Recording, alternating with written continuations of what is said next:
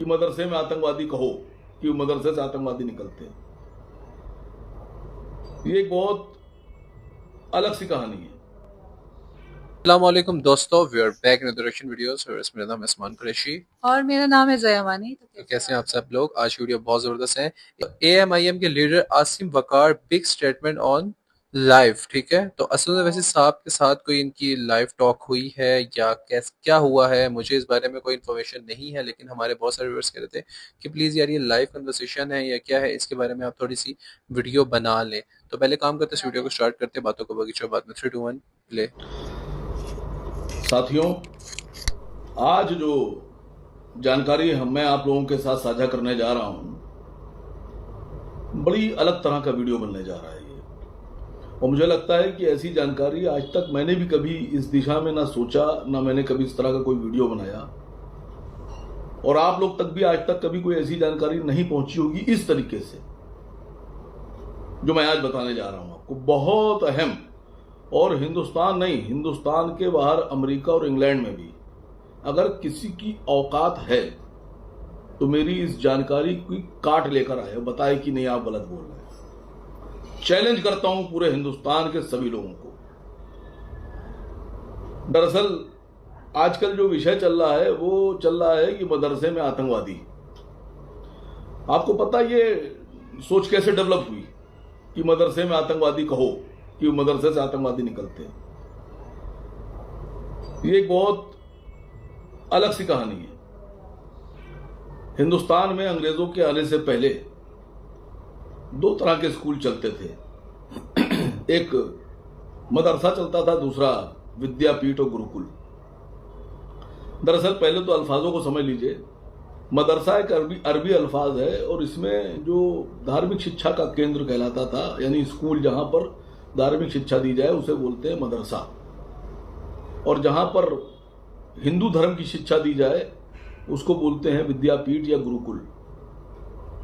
और जहां पर ईसाई धर्म की शिक्षा दी जाए, ईसाई धर्म के धर्म ग्रंथ पढ़ाए जाएं, उसको बोलते हैं कॉन्वेंट या मिशनरी।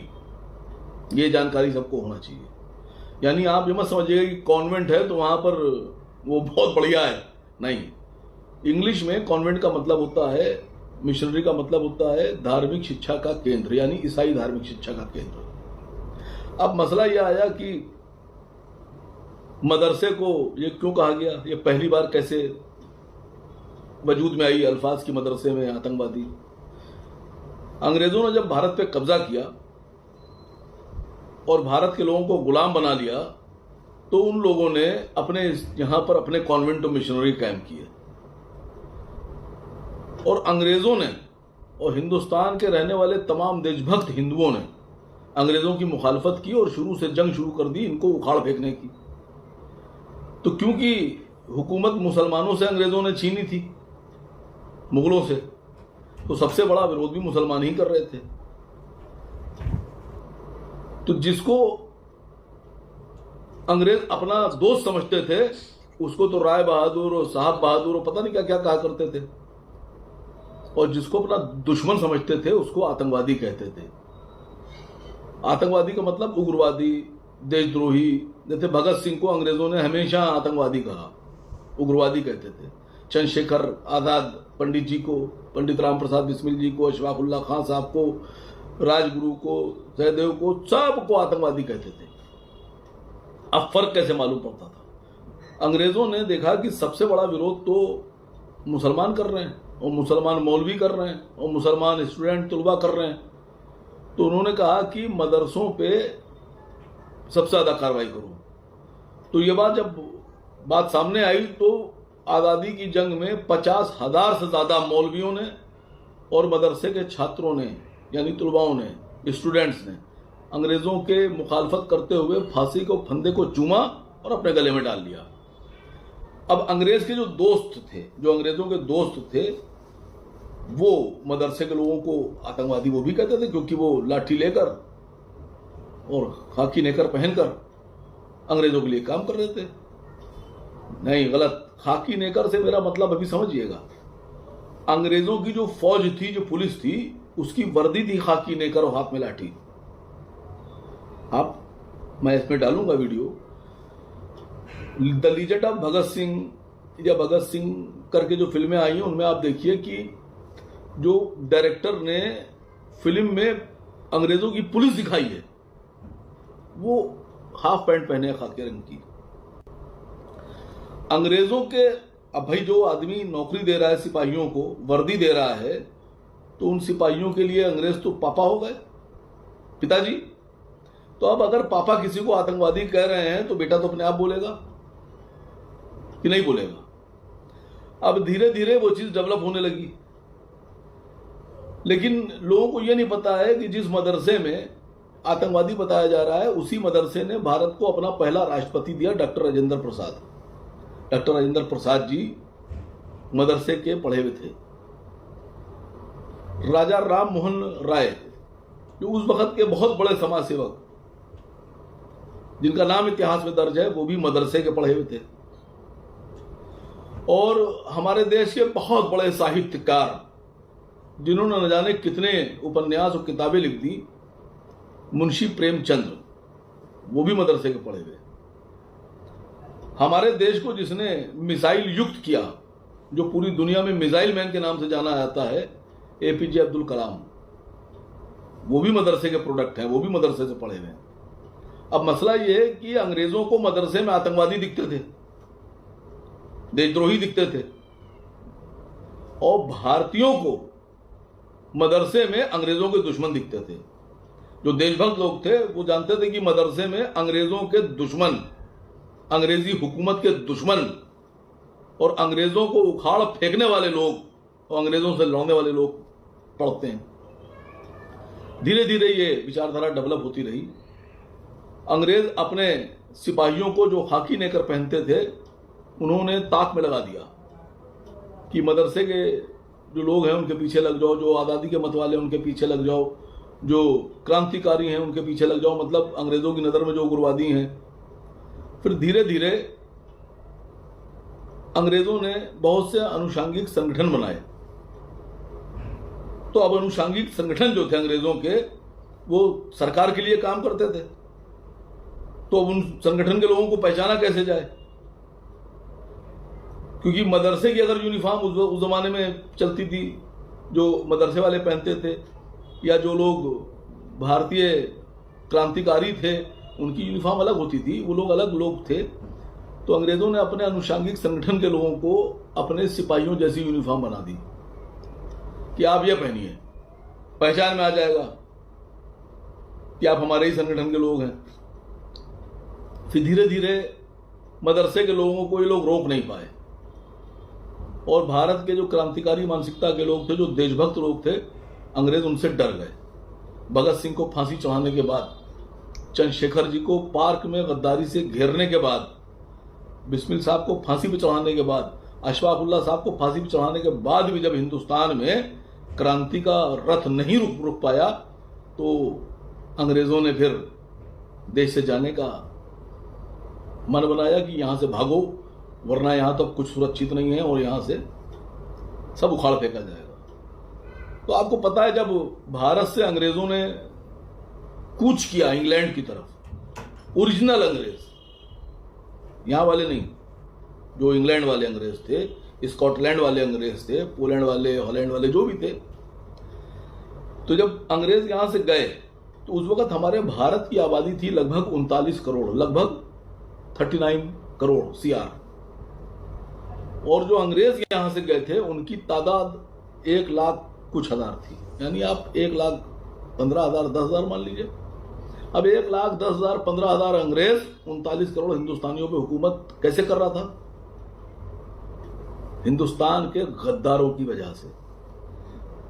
जो भारत के गद्दार उनसे मिल गए थे और उनकी दी हुई वर्दी पहनते थे, यानी हाथ में लाठी लेते थे या बंदूक लेते थे और खाकी नेकर पहनकर उनके सिपाही जो सड़कों पर क्रांतिकारियों की ताक में, शिकार की ताक में लगे रहते थे, उनकी वजह से। वरना आप सोचिए कि 39 करोड़ पर 1 लाख आदमी कैसे राज कर सकता है? नहीं कर सकता। फिर देश आजाद हो गया, लेकिन उन्होंने कसम ली थी अपने लोगों से, अपने सिपाहियों से, जिनको वो तनख्वाह देते थे, और ये कहा कि हम तो जा रहे हैं, लेकिन मदरसे में आतंकवादी पैदा होते हैं ये कहते रहना। तो पापा कह के गए थे, तो पापा की बात कैसे टाली जा सकती है? लेकिन मुझे इस बात की खुशी है कि उस वक्त जो भी क्रांतिकारी दल, संगठन, पार्टीज जो भी अंग्रेजों के खिलाफ मैदान जंग में उतरी भी थी और अंग्रेजों से देश को आजाद कराना चाह रही थी, उनमें हिंदू भी थे, सिख भी थे, मुसलमान भी थे, जैन भी थे, बौद्ध भी थे, बहुत से लोग थे। वो लोग मुसलमानों और आपस में सब मिलकर काम कर रहे थे।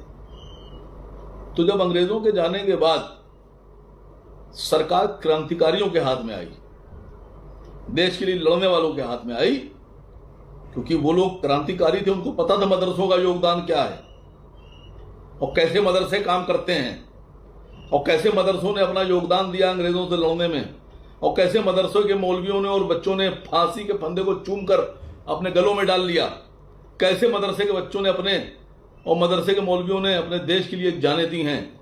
वो जानते थे। जो सरकार आज़ादी के बाद आई, 1947 के बाद जो वजूद में आई, तो उन्होंने कभी मदरसों पे ना आक्षेप लगाया, ना उंगली उठाई, ना आरोप लगाया, ना ब्लेम लगाया, बल्कि मदरसों के योगदान को जानते हुए उन्होंने मदरसों पे हाथ रखा कि नहीं, आपने भी उतना ही योगदान दिया है देश की आज़ादी में जितना बाकी लोगों का है।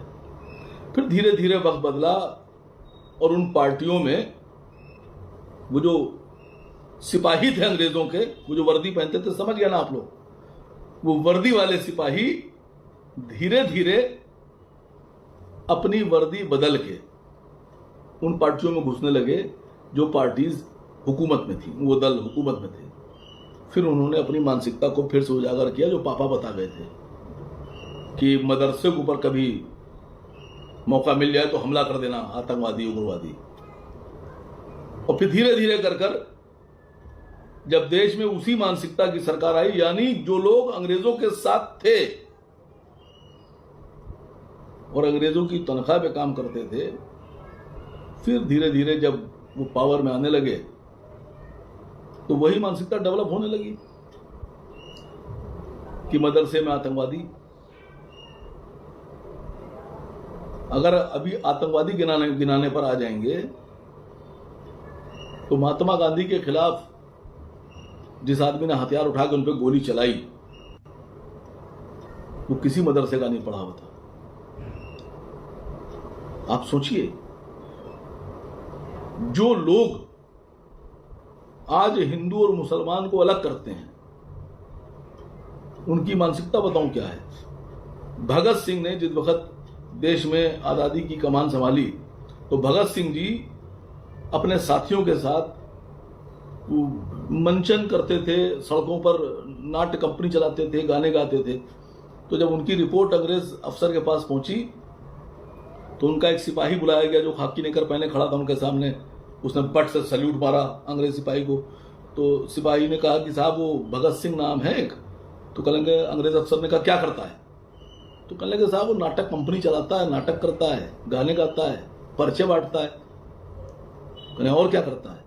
कहने और वो पब्लिक को, जनता को जागरूक करता है और हिंदू मुस्लिम यूनिटी की बात करता है, एक की बात करता है, मोहब्बत की बात करता है। अंग्रेज अफसर घबरा गया। उसने कहा गिरफ्तार करो फौरन उसको, फौरन गिरफ्तार करो उसको, किसी भी तरह से गिरफ्तार करो। तो सिपाही ने पूछा कि साहब उसने कोई आतंकवादी घटना को अंजाम नहीं दिया, अभी वो मारता उरता नहीं किसी को, वो सिर्फ एक की बात करता है। कहने यही उसका अपराध है। अगर वो सब एक की बात करेगा तो हमारी हुकूमत कैसे चलेगी? कैसे चलेगी मेरी हुकूमत? इतना सुनते ही सिपाहियों ने एक प्लान बनाया और जहां पर भगत सिंह अपनी मंडली के साथ एकता का पैगाम दे रहे थे, वो गाना बजा रहे थे, वहां बम फोड़ा गया। और बम फोड़ के झूठे इल्जाम में भगत सिंह को, उनके साथियों को गिरफ्तार कर लिया गया। और उसके बाद फिर भगत सिंह की कहानी तो आप सबको पता है।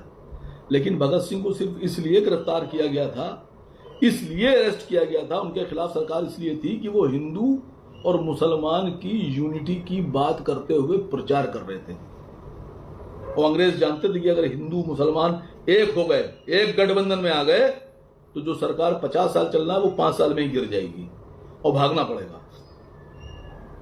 तो आज उस वक्त अंग्रेज हिंदू मुस्लिम यूनिटी के खिलाफ थे, हो गाइस यार, आज कौन लोग हैं? बहुत ही घटिया हरकत है जो ये बीजेपी ने इनके खिलाफ साजिश की हुई है कि भाई एक नया एजेंडा खोला है। बिल्कुल ऐसा ही है और इसमें इंशाल्लाह कभी भी सफल नहीं पाएंगी बीजेपी। और मुझे बहुत ही दुख हुआ है, आसिम वकार साहब की स्टेटमेंट बहुत ज़बरदस्त थी और उन्होंने बहुत ही अच्छी बातें खुल के हमें बता दी जोया। Informative थी, बिल्कुल मैं इंफॉर्मेशन। अभी वीडियो के दरमियान यही जोया से बात कर रहा था कि यार ये जो चर्च जगह जगह ओपन हुए हुए थे, जो पुराने हम देखते हैं अच्छा कि अंग्रेजों के ज़माने के हुए हुए थे, ठीक है, इनसे हमें कोई लेना देना नहीं है, डेफिनेटली नहीं लेना देना, ठीक है, उनका दीन उनका धर्म हम रिस्पेक्ट करते हैं, ठीक है। एंड सेकेंडली हम व्यूअर्स से इधर बात करते हैं तो यहाँ पर जो मेन मुद्दा उठा है ना, वो क्या उठा है जोया जी? मेन होता है कि जी मदरसे वाले जो हैं वो देशद्रोही हैं। ठीक है, और मदरसे के अंदर एक और उन्होंने मुद्दा ये उठाया है कि भाई मदरसे के अंदर तालीम के नाम पर इनको आतंकवाद बनाया जा रहा है। आतंकवाद मतलब देश के खिलाफ। बिल्कुल देश के खिलाफ और मतलब बैड तालीम दी जा रही है। भाई किसके पास इतना टाइम है जो ये सब करेगा। मैं अपना आसिम वकार साहब की बात से बिल्कुल एग्री करता हूँ कि मदरसे एक अरबी वर्ड है, ठीक है, और उसका जो मीनिंग्स है उसमें एक इस्लाम की तालीम दी जाती है और इस तरह जो हिंदुओं के जो तालीम दी जाती है उसको गुरुकुल कहते हैं, ठीक है। तो ये शुरू से ही चलता आ रहा है, ये कोई अभी नहीं है कि आज पहली दफा बना है, ठीक है। यही बात कहना चाहता हूँ कि जो मदरसे हैं उसके खिलाफ कभी भी बात नहीं करनी चाहिए। ये एक अभी का निज़ाम नहीं है, ये बहुत अरसे पहले का निज़ाम है। 1000 साल इस बात को हो चुके हैं, इसको कोई भी नहीं झुटला सकता। देखिए जो गुरुकुल की तालीम है वो गुरुकुल की तालीम चल रही है, जो मदरसे की तालीम है वो मदरसे की तालीम चल रही है। बिल्कुल ऐसा है और ये बहुत गलत बात है। भाई आप क्यों टारगेट करें एक ही धर्म को। आप देखिए ना क्रिश्चियंस वगैरह भी हैं, वो भी हैं और भी दूसरा धर्म भी है, तीसरा धर्म भी है। कहते हैं मिशनरी है ना उनके। मिस्ट्री, हाँ, उनको उनकी तालीम को ये बोला जाता है। हाँ बिल्कुल, मैं ये कहना चाह रही हूँ कि वो भी हैं और भी बहुत सारे दुख हैं और सर दर्द है जिंदगी में उठाने के लिए। आप लोगों को मुस्लिम ही क्यों, मुझे तो ये समझ नहीं आ रही है कि मुस्लिम के साथ ऐसा आखिर क्या प्रॉब्लम है।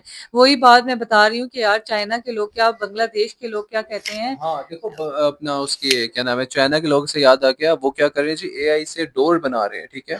और पाकिस्तान और इंडिया में क्या चल रहा है, मैं आलू हूँ रे, मुझे उबाल के नहीं काट के खाएगा तो ज्यादा फर्क आएगा। मैं अदरक हूँ रे, मुझे सुबह के टाइम नहार मुंह करके खा जा, तेरे सारे दिन का कोलेस्ट्रॉल खत्म कर दूंगा। मैं लहसन हूँ रे, मुझे खाली पेट खाएगा तुझे ज्यादा फायदा। ये क्या चल रहा है भाई, ये क्या चल रहा है? जब इंस्टाग्राम खोलो तो ये रील चल रही है। अच्छा बात मेन मुद्दे की करते हैं, मुद्दे की करते हैं तो भाई मदरसे में बहुत अच्छी तालीम दी जाती है, जैसे गुरुकुल में आपकी तालीम दी जाती है इस तरह मदरसे में तालीम दी जाती है।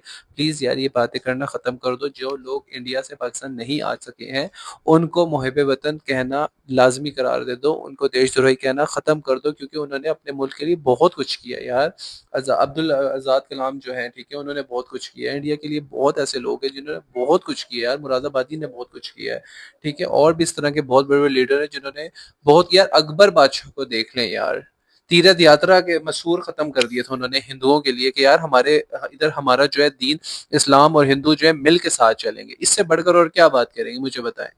पता नहीं क्यों यार वो और देखिए। उन्होंने ये बात खत्म कर दी थी जोधा भाई के साथ शादी कर कर कि यार हिंदू मुस्लिम नहीं होता, सिर्फ इंसानियत बहुत बड़ी चीज होती है। लेकिन जब मोदी सरकार आई है तो इसने तो हिंदू और मुस्लिम को एक अलग अलग कर दिया यार। कि पहले जो सरकार थी ना, इन लोगों की कसम से ऐसा कुछ भी नहीं था यार हमने बचपन से ये चीज नहीं देखी है और यार। इंडिया और के हम लोगों को बारे तो में इतना सुना इतना ही नहीं खुशी था। होती थी व्यूअर्स, इतनी खुशी होती थी जब पाकिस्तान और इंडिया के सीरीज होती थी यार। हाँ और सीरियल्स भी पाकिस्तान में लगते थे तो ड्रामास लगते थे। ड्रामा, कभी किसी ने कसौटी नहीं कहा, जिंदगी की, यार कभी बहुत सी ऐसी किसी ने चीजें। नहीं कहा कि यार ये मुल्क हमारा ये वाला मुल्क है, हमसे दुश्मनी करता है तो हम इसके सीरियल नहीं देखते हैं या हमें नहीं ये लोग अच्छे लगते हैं। ऐसा नहीं है यार। बिल्कुल ऐसे ही। सो व्यूअर्स आई होप आप लोग वीडियो अच्छी लगी, वीडियो पसंद लाइक करो शेयर करें, कुछ कहना चाहते हैं कमेंट सेक्शन बिल्कुल खाली, अपनी राय कमेंट में भेजना लाजमी करार दीजिएगा। Stay with us, Allah Hafiz.